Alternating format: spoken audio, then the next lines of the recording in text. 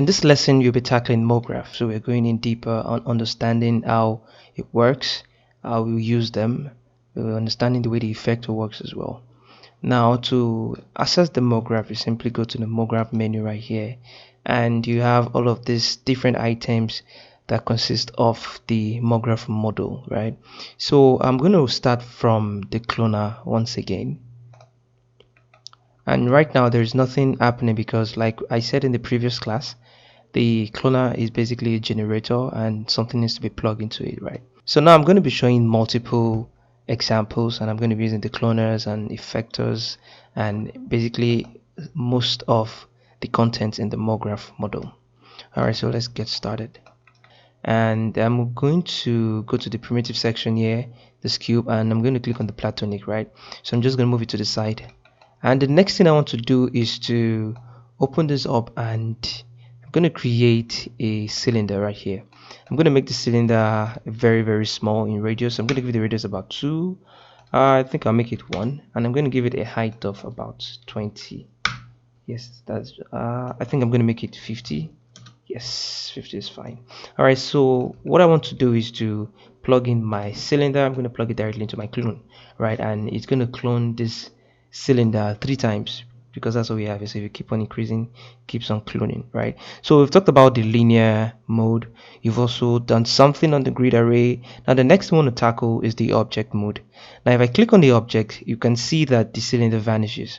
Now in the object mode of this cloner, basically the way it works is you need to plug in an object into this object section here.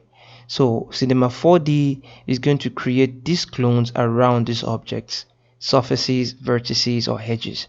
Currently, if I drag this platonic object, if I drag it into this object section, see what happens. Now the cloner is creating clones on the surface of this object, right? And that's because the distribution is set to surface. Now if I change this distribution to vertex, now we have the cloner cloning this cylinder around the vertices of this platonic object, right? And this is real time. So that means if I come here and say increase the radius, it's also going to increase with this. If I also changes to say x, currently set to icosahedron, if I change this to the exa, now you see what's happening.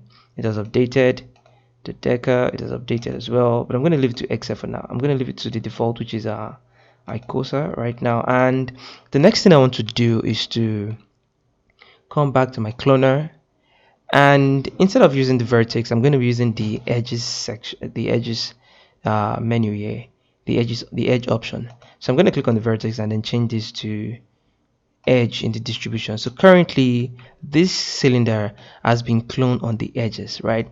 So now for what I'm trying to do, I want to make sure that this is completely stretched on the edge, right? I can always go in here to increase the height of this.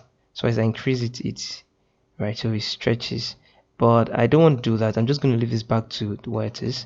I'm going to undo that, right? I'm going to instead go to the cloner section and select the scale on edge, right? When I select the scale on edge, I turn it all the way to 100, and Cinema 4D is going to make sure that this is scaled completely on the edge, right? Now the next thing I want to do is I want to go back to the cylinder, and I'm going to even make this even smaller. So I'm going to make this 0.5. I think it's looking really nice. And one more thing I'm going to do is I'm going to create a sphere right here, and I'm going to turn the radius to about say 2. So I'm going to duplicate this cloner, and the way I'm going to do that is just holding down control and left clicking and dragging down here. So I've created a copy of this cloner, right? Now I'm going to open up the copy. I'm going to delete this cylinder, and I'm going to plug in the sphere right now. So what happens, the sphere is being cloned right here and is being scaled on this edge, which is exactly not what we want. What we want is to make sure that that sphere are being placed at the vertices right there. So I'm going to come to my cloner and I'm going to turn this off, right? So now see what we have. So it's no longer being scaled on the edges, but instead of doing this, I'm going to distribute this on the vertex, right? So we have that distributed on the vertices of that object. Now the next thing I want to do is to, currently now there's no effector affecting this thing, but what I want to do is to use a deformer to drive the animation of this platonic itself. Right now, we've not gotten to the lesson where we talk about deformers, but I'm just going to quickly bring the deformer in right now so you can see how it works. So to access the deformers in Cinema 4D, you go to this tool right here. So right, if you left click and hold, it's going to show you a list of deformers that we have. Right now, for this particular effect I'm going for, I'm just going to click on the displacer right here.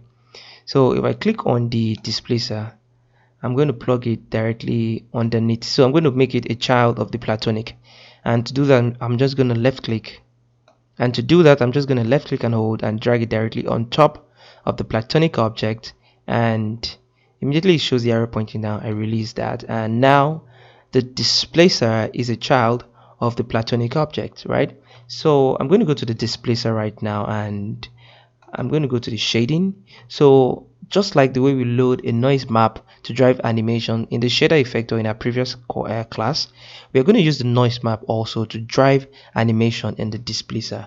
So basically this is going to be animated based on the values coming from the noise map, and the noise map is basically a white and black images, so it animates, and as the values change in time, it also affects the animation right here.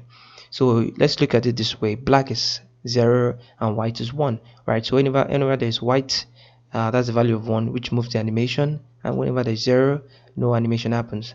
Right, so I'm going to just go to the shading right here, open up the shader and load a noise right there. Right, and if I hit play, nothing happens. Right, that's because remember in a noise parameter right here, we usually have to open up this noise and then give it an animation speed. So if I set the animation speed to 1 and I hit play, see what happens. So that we have an animation going on. We can try and increase its global scale or reduce it and see what we have. We can try to increase it to say 400, and this is what we have. Right, and you can as well increase the animation speed. Let's give it a much larger value so you can see a big difference. Give it to 5. So I change the animation speed to 5. This is moving too fast. I'm going to leave this to 2. And the next thing I want to do is to I just want to play with this a little bit and then just pull this way down. Right, I think I'm going to leave it to 300. Yeah, and I'm going to go back up a bit by clicking on this arrow pointing back here. When I click on this, I'm going to go to my object and I can increase the height. Right, the strength is already set to 100%, and if I increase the height of this, it's going to make this effect even more it's going to make it more drastic, so it's going to affect it more if I increase the height. So I'm just going to do that right now. I'm going to increase the height. I'm just going to increase the height, and you can see what's happening. Right, so it's moving everywhere right now. I just want to drop it down a bit, maybe not so much. And now it's moving so fast I can go back to my shading, open up the noise map and drop the animation to about maybe 0.4. Right, so nice. So you have this really nice animation going on. We can now go back to the platonic object and then you can turn this off. Now the way we turn off this platonic object is when we click on the platonic, we go to the basic and we turn this thing off, turn this off, right? Which is the same thing as turning these little dots to red. So I'm going to change it back again. I'm going to leave it back to default to the way it was. And if I come right here to this area here, I can double click on this twice and each of the points here, and it changes it to, currently the first one turns it off in the visible editor, so it's not going to be visible here, but it's still going to be visible in the renderer. But if I turn the second one, double clicking on it, now it's not going to be visible at all, right? Which is what we want. So right now this is the animation we have, right? So that's looking really nice. All right, so that's example 1 about the cloner in the Mograph model. Now the next thing that I want to do, so I'm just going to save this out as example 1,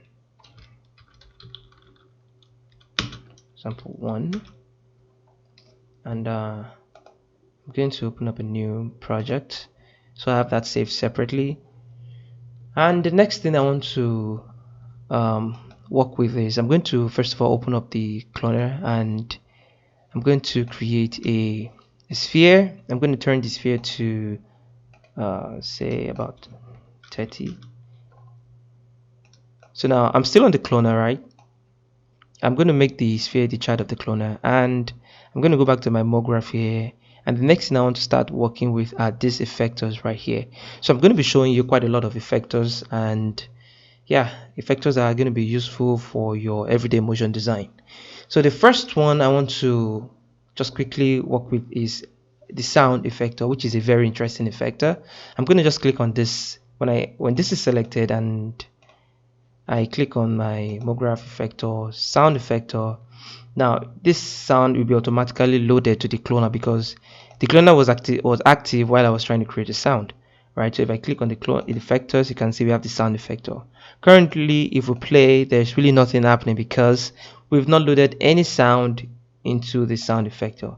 Now, before I started this course, this lesson, I went on YouTube and downloaded a heavy dupe step, right? So something with really nice drops, very really nice highs and low that I can use as a sound for this lesson. And I'm just going to quickly load that right now. So if I click on this sound, I'm going to go to my effector, and there's this option that says soundtrack, right? So I'm just going to click this and load the soundtrack. Now bear in mind that you can load both wave files, mp3, and even video files. So I'm going to click on this, and I'm going to go to my load sound, go to my download section. I'm going to click on the jobs that I downloaded, and right now I don't know if you can hear this in the recording, but I'm going to hit play. So now we are affecting this the position of this object using the sound effector, right? So I'm just going to move this. I'm going to make this start from about, say, 500. Okay, so I'm going to leave this to, I'm going to increase this to about 1500, and I'm going to change this one to 500, right? So the reason why I'm doing that is I want to get to that heavy part in the song. All right, so I don't know if you can hear this in the recording.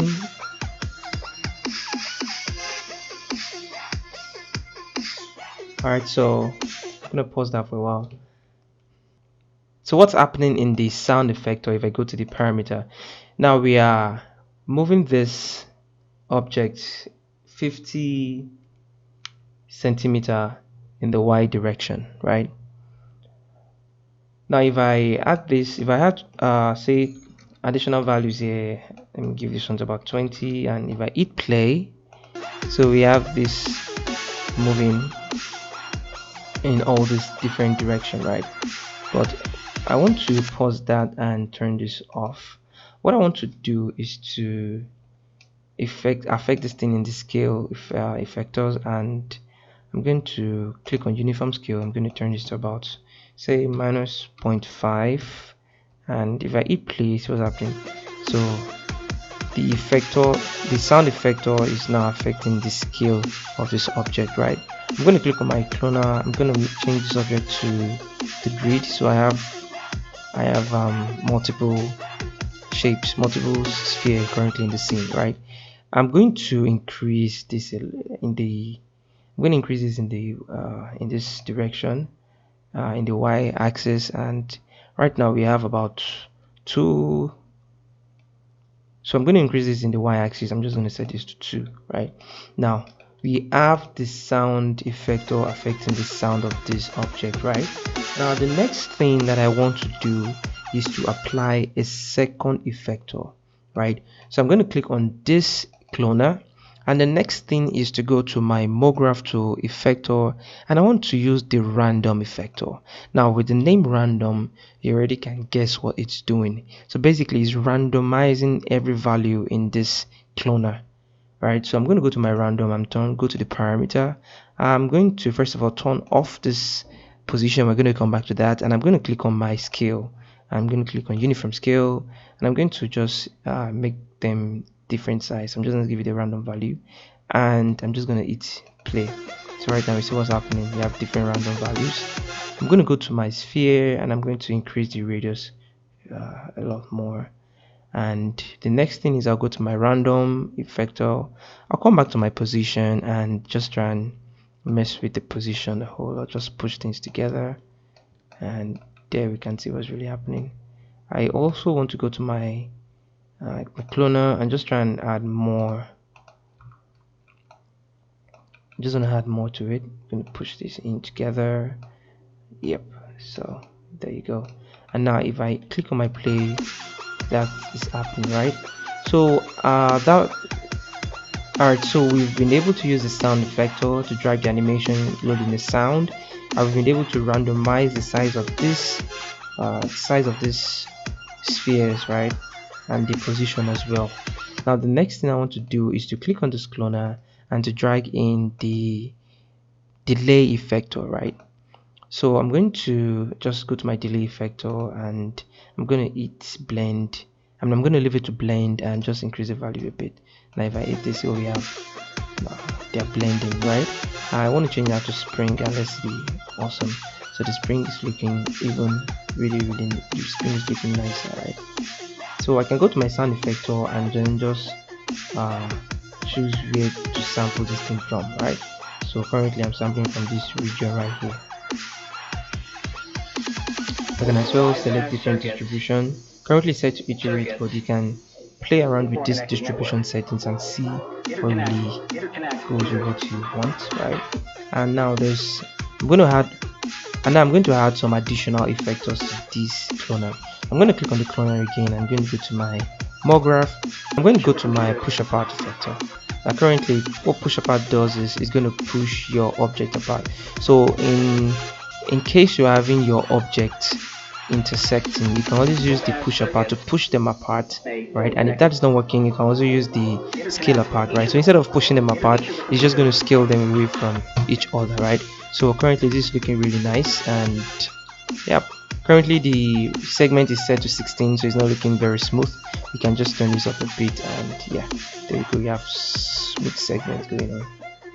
Awesome. So there you have it. Now the next thing I want to show you in the Mograph model is I'm going to show you how to use the tracer object. So the next thing, we have already used the MoText in our previous class.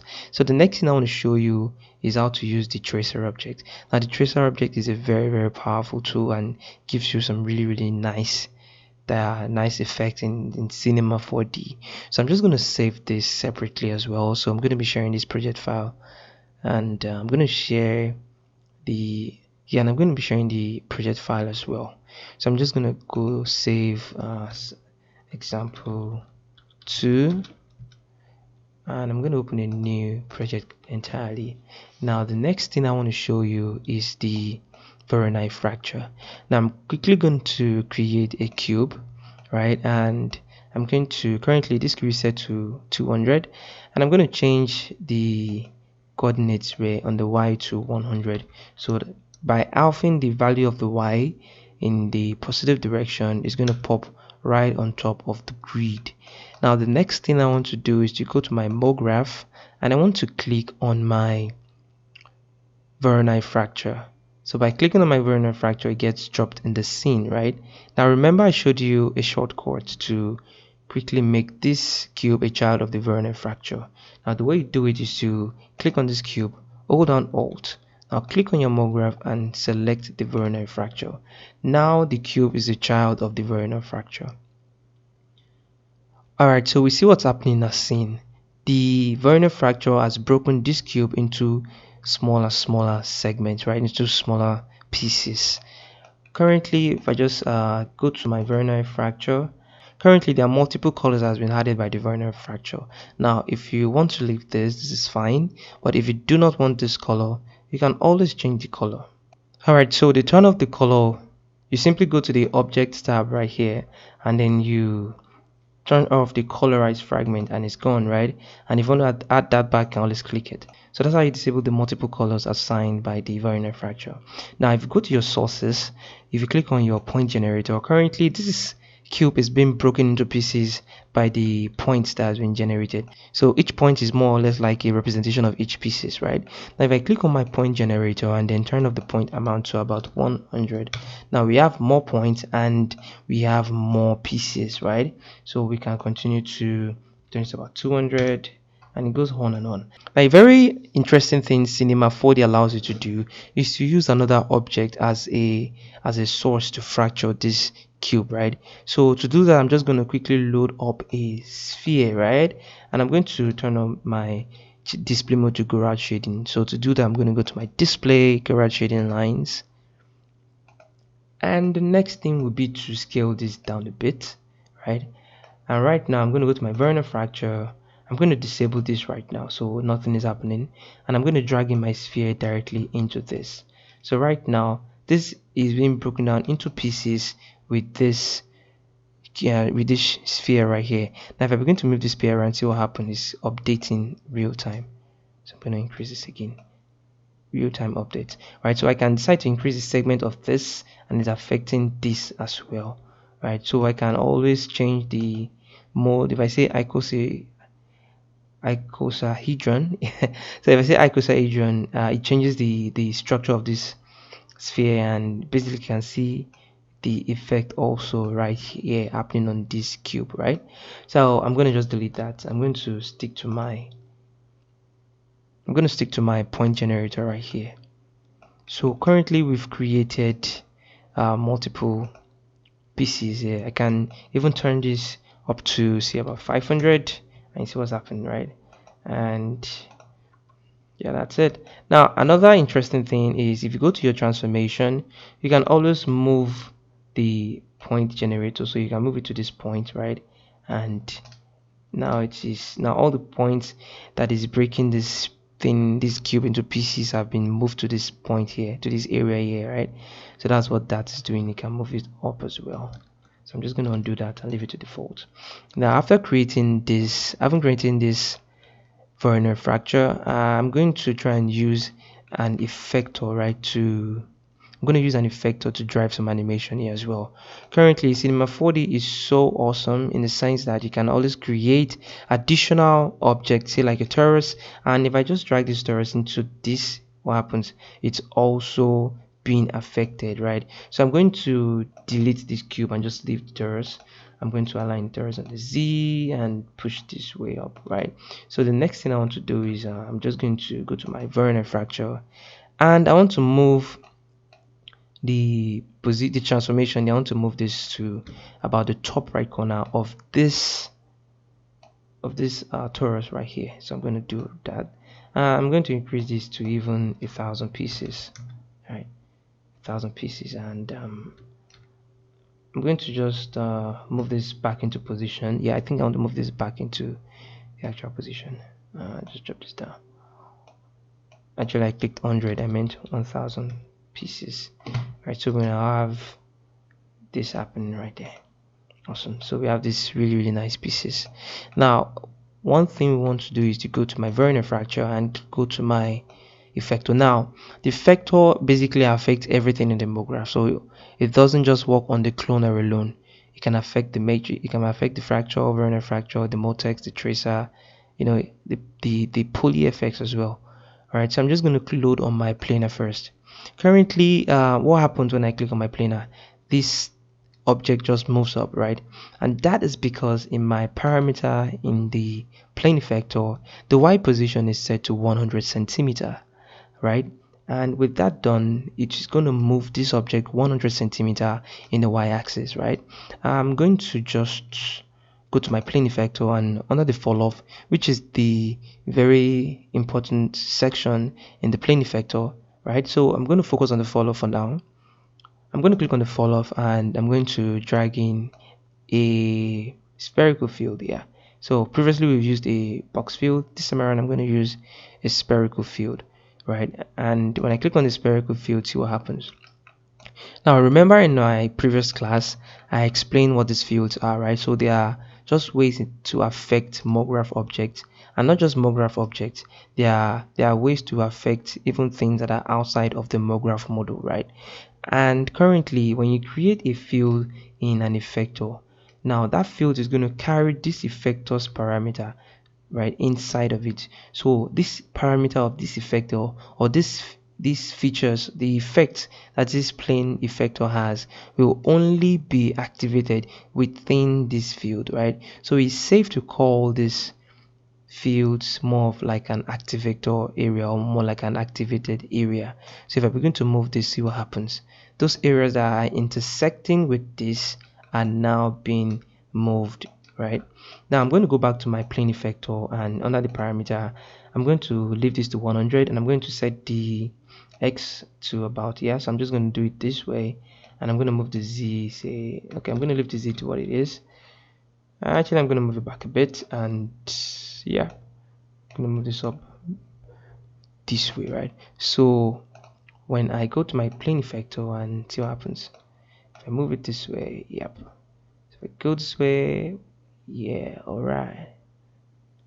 Now I'm going to make this really big, really big, really big. So I'm going to just leave this here and paste this here. Yeah, nice. Now what I'm going to do is to add a randomized effector.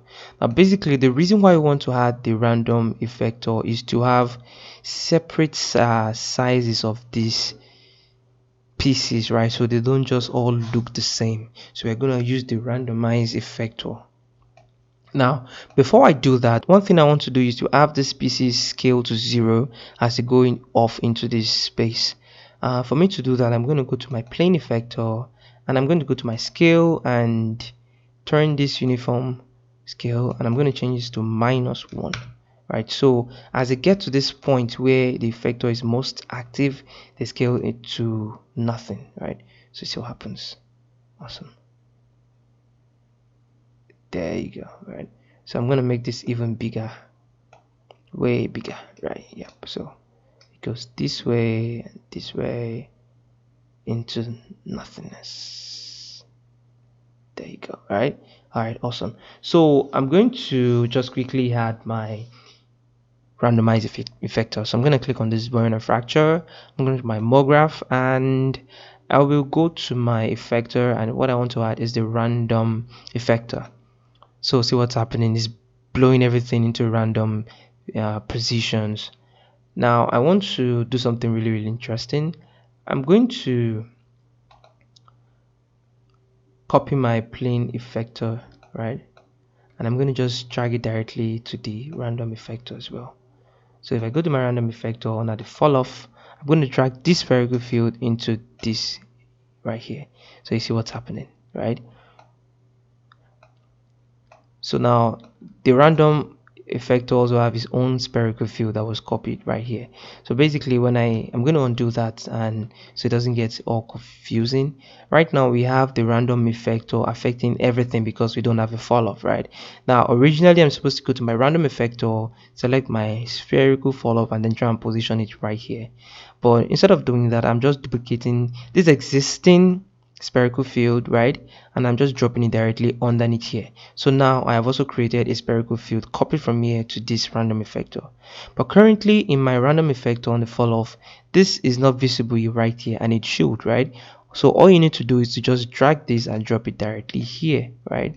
And right now if you click on this spherical field, we can now move this around as well, but we don't want to do that. What we want to do is to make sure that this spherical field right here is linked to this one right here, to this plane. So for me to do that, I'm just going to drag on this effector, this spherical field, and just drag it directly underneath this one.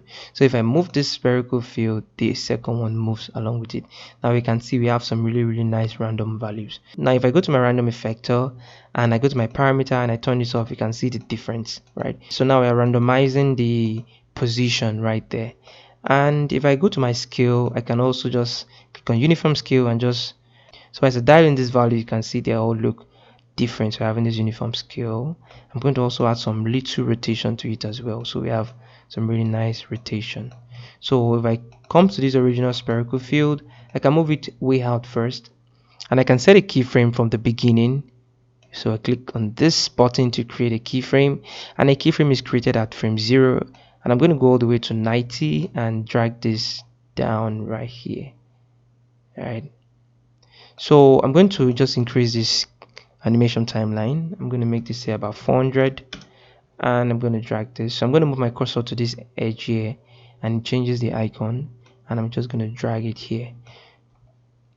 So for so when I drag this spherical field, I forgot to create a keyframe, right? So I'm just going to do it again. Now the original keyframe, the first one has been created. This time I'm going to move it to about say about 300 because I want it to be very nice and slow. So I'm just going to hold down this little thing here. Basically it means I'm moving both in the Y and in the X. So I'm just going to move it this way until they disappear into nothingness. Yeah, and I'm going to create a keyframe. So now let's play our animation. Let's see what we have.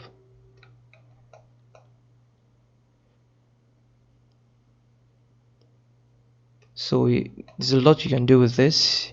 You can use this on your text. So let's say I just create another object, say like this figure object right here, and I drop this figure object directly in my burn fracture. See what happens. And let me just disable this one right here. Let me disable the torus, and I'm going to go all the way here. So by disabling this torus and dragging in this figure, now the whole scene has been updated, right? So there you go. Now you have it been dissolved away. Yeah, there you go. So the more you add more objects, the more those objects are going to be affected. So if I disable this figure and I go back to my primitives and I had say something like a let me say I had like a tube right here and make it bigger, and now the moment I drop this tube right here, it's also been affected. And if I hit play, see what happens. Cinema 4D has automatically updated that as well, right? So that's really powerful. So I'm just going to turn this off and turn back this figure right on. So I'm going to quickly save this out as well, and all these project files will be available. So this is example 3, right? So there you have it. So I'm just going to open up a new project, and right now in the Mograph section we've been able to talk about quite a lot of effectors already. We talked about the plane, the delay effector. We've talked about the push apart, the random shader sound effector, and now the next thing I want to really touch on is the step effector, right? Really powerful effector as well. So now I'm going to quickly create a tube right now, and I'm going to just drop down the radius to say to about 66. I'm going to leave it to 60, and the height, I'm going to drop the height, say about 10. Nice. And I think I want to change the inner radius some more, so I'm just going to use these handles to pull them this way. Now I want to change my display mode to garage shading lines. And now the next thing will be to increase the segments right here. Currently the radiation segment is set to 16, but I want to push it up a whole lot, right? So we have this really nice segment going on. I'm also going to have a little bit of fillet right there, and yeah, that's looking really nice. Now I'm going to create a cloner right here. Now the cloner is a really powerful tool. You can tell from the sheer amount of times I've been using this. So I'm going to just click on the tube and just drag directly right here. So I'm making the tube a child of the cloner.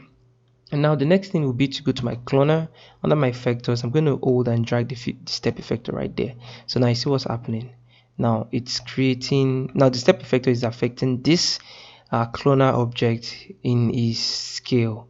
So if I click play, nothing happens, right? So I'm going to go to my step effector, and I'm going to go to my parameter right now. So currently my parameter, see what's happening, it's scaling this within the so you see my parameter on the scale value I have a value of 1. If I set this to 2, of course you know what happens, it becomes bigger. I can set it to about say 0.4, and if I go back to my cloner, I can reduce the distance in the Y like this, and I can have more and more and more and more, right? So now this is what the step effector is doing. Also, if I disable this and I had a little bit of animation in my original object, say I create a keyframe right here, and I go to my coordinate and I change the scale to 0 0 0, and I click that, and if I go to about 5 or 15 frames and I turn this back to 1 1 1, right, and I check that, if I turn on my cloner, see what happens. So there's an animation happening right there, but it's not visible, right? But if I go to my cloner and turn off the fixed clone, we have this animation happening right here. But what we can do in the step effector is to go to the parameter and then change the time offset. So if we change this to 40, see what happens. Now it's going to offset each of the animations in each of the clones right now. So that's what we have.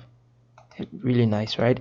So now I'm going to quickly go over this again so it's not so confusing. Alright, so what's happening is we created a tube and now I added a simple scale animation by coming to the coordinates and moving to frame 0, change all of this to 0, and then I click on this to turn them red.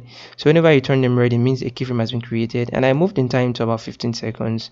It's about 15 frame, and I change it back to 1 and also click on all of this so I record a simple animation. So right now if I turn on my cloner and if I click on my cloner, I click on my object. If I click on my fixed clone, I have no access to that animation. But if I turn off the fixed clone, now I have access to that animation, and it's happening right here. But if I go to my step effector and I go to my parameter and I turn this to 0, see what happens. They all come in together. But now we can offset this animation by the amount of frames that we put in here. Say for instance I can type in 5, and it means that it's going to start the animation of the first clone after 5 frames, and then the next one after 5 frames, and so on and so forth. So currently if I set this to say about 60, it goes in and then it's offsetting the rest also by 60 frames, right? So that's one of the powerful thing about the step effector. I'm also going to quickly delete this step effector, and I'm going to go to my tube. I'm going to delete this animation by just left clicking and dragging a selection on top of it, and I'm going to right click and hit delete. Now the next thing I want to do is to go to my clone effector, making sure it's selected, and I'm going to go to my Mograph effector, and I'm going to select my formula effector, right? So the formula effector is a very nice one too, and I can also just click on this. Now we have something happening in our scene. Now if we click here, currently set to position is set to 50, the x position is set to 50 centimeter. I'm just going to leave that. We can also mess with the rotation, so see what happens if I no, let me use something like this. Yes, so we have some really nice animation going on. Let me mess with this as well. I'm just gonna leave this right now, and so we have this really nice abstract kind of animation going on right here. So in this lesson we've been able to talk about the cloner object, the Werner fracture. We've also talked about the mode text, and we talked about some of these effectors right here, right? As we go into the course, I'm still going to show you one or two more in these effectors. Now before I round up with this course, the next thing I want to show you is the tracer object. Now the tracer object is really powerful as well. Now I'm going to show you an example and an application of the tracer object. Now I'm going to come to my primitives right here, and I'm going to create a sphere, right? So I'm going to move this up, and I'm going to move this up. So I'm going to reduce the segment, say about 6, 5, let me try 2. Yeah, so 2 is fine. I like 2 is just okay. So what I want to do is to I'm going to just hit my rotation button, and I just want to hold down shift and rotate this in the in 90 degrees. Yes, so I want to create my tracer objects. I'm going to go to my Mograph, and I'm going to create my tracer object right here. Now what I want to do is put this object in the tracer object, but because my sphere was selected, when I was clicking on the tracer object, it automatically added the sphere as a trace link, right? Let me undo that. Now when I click this, it was selected, but say for instance it wasn't clicked and I clicked on my Mograph tracer, you see nothing happened. So we can manually just drag this and drop it in here. So what's going to happen is we were going to create a simple animation right here. So I'm going to just click on this keyframe. I'm going to move to about say 90. I'm going to move up. Oh sorry, I'm going to click on the sphere. I'm going to click on the sphere. I'm going to go to frame 0, click on the create a keyframe and go all the way to 90, and I'm going to move this up. Now as I'm moving this up, I'm also going to rotate it. So I'm not giving it a specific value, I'm just rotating, and I'm going to create a keyframe, right? So an animation has been created right here. So you see what's happening. The tracer object is creating lines around these vertices, right? Around this point here. So basically it's tracing out a motion path for it. If I go to my tracer object, under the tracing mode we have sample to be 1, and yeah, pretty all right. So under the sample steps we have that to be 1, and we also have the trace vertices as well. If we turn that off, nothing's going to happen, right? So but if you turn that on, it's going to trace that vertex. So the next thing to do will be to create geometry from these splines, and how you do that is to go to your under this menu right here, you select the sweep. So after selecting your sweep, you want to drop your tracer and make it a child of the sweep, right? And currently nothing is happening, no geometry has been created. That's because you need a profile as well. So for that, I'm just going to click on this and I'm going to select this circle, right? I'm going to move the circle up. Actually, the position of the circle doesn't really matter. I'm going to drop the circle's radius a whole lot, say about 0.5, right? So it's hardly visible, and I just want to drag the circle directly above the tracer object. Now if I zoom in, you see that a geometry has been created for this right here. Now if I increase the radius of the tracer, it's also going to increase the size, so it is real time. There we are.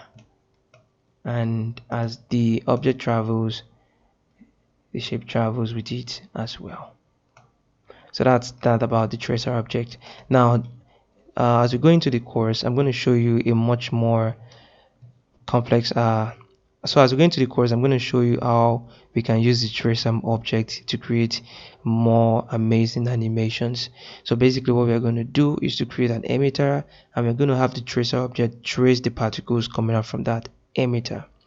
Alright, so that's that about this lesson, and I'm going to see you in the next lesson.